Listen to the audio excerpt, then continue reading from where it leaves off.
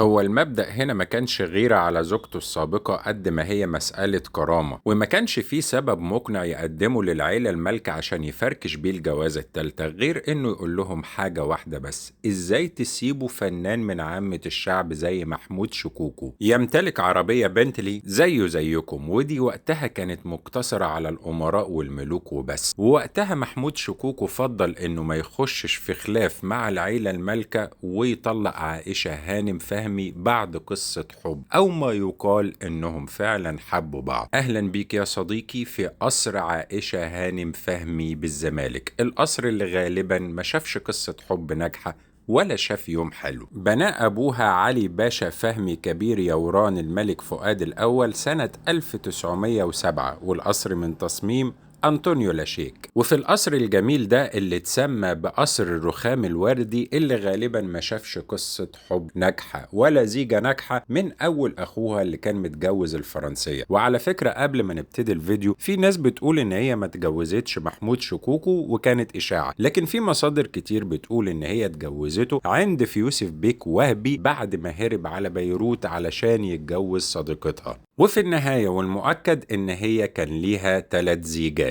أول جوازة ليها كانت من دكتور أحمد سعيد، وفي حفلة من حفلات القصر شافت يوسف بيك وهبي وأعجبت بيه جدا. عاوز أقولك على حاجة مهمة: أنت شفت يوسف بيك وهبي وهو كبير، ما شفتوش وهو صغير ومفرتك قلوب العذارى ويالا الهول بحق وحقيقي. أنت يا باشا مش بتتكلم مع عميد المسرح العربي وبس، أنت بتتكلم مع نيكولاس كيدج النسخة الأصلية، وبتتكلم مع بيك ابن باشا عين أعيان الفيوم. وصحيح هو كان رئيس المحفل الماسوني في مصر، لأن وقتها الماسونية دي كانت شيء كويس، كانت حاجة بتدعو للسلام وقت الحروب، وكان فيها الملك فاروق ومشايخ الأزهر وناس كتيرة قوي. ما تعبش يوسف بيك وهبي في الوقت ده. وبالمناسبة رغم كده يوسف بيك وهبي كان متدين جدا. لكن عاوز أذكر حاجة بقى معاك كده يا صديقي، دردشة بما إننا ذكرنا الماسونية: هل تنبؤ يوسف بيك وهبي بمقتل أسمهان علشان كان وقتها متدين زي ما كان بيقول وله في العالم الآخر وتحضير الجن والكلام ده كله، ولا كان رئيس المحفل الماسوني فعارف بعض أسرار المطبخ السياسي، خصوصا إنها اتهمت إنها عميلة مزدوجة، بل عميلة ثلاثية كمان مع الألمان وأيام ما كانت في سوريا، ولا عارف إن الإنجليز هيصفوها إرضاء للملكة نظري علشان كانت بتغير منها على أحمد حسنين باشا زوج الملكة نظري في السر؟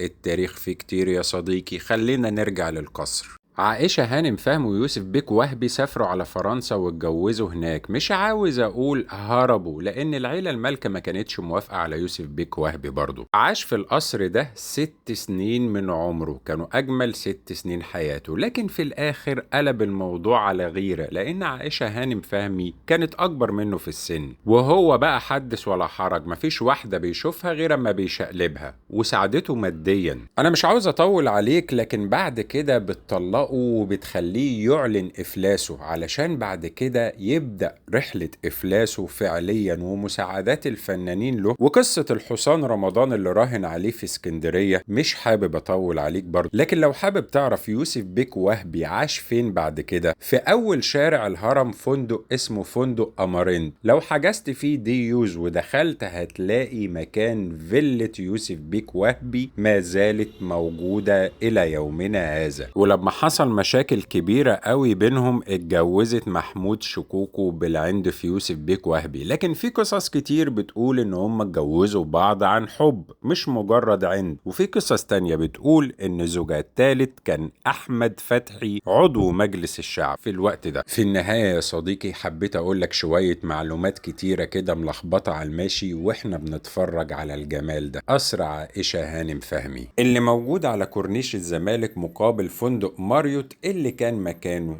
قصر الجزيرة اللي اتعمل علشان افتتاح قناة السويس وأوجوني. أشوفك في فيديو جديد على خير يا صديقي.